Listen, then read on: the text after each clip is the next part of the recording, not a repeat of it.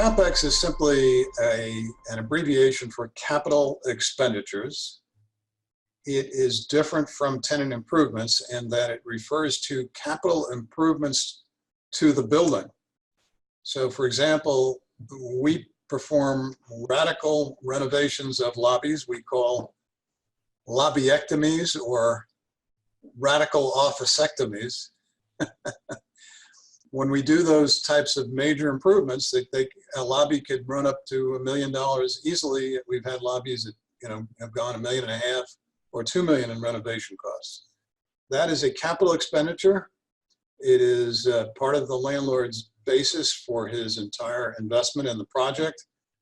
In most cases, it cannot be passed through to the tenant under the operating expense clause in the lease unless that particular capital improvement reduces the energy or the operations expense for operating the building, in which case it is legally allowed to be passed through to the tenants as an operating expense under the operating expense clause.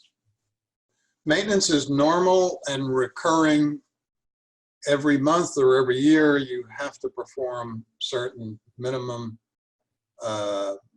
expense. So for example, let's take the easiest one, the utility expense for your electricity. That's an operating expense. Operating meaning normal operations as opposed to one-time capital items. So the renovation of a lobby is something you don't do every year. I don't recommend that. You could start losing a lot of money if you did that.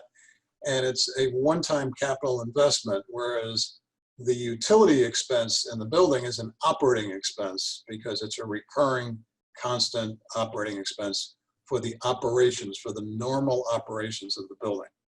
So one is expensed for income tax purposes.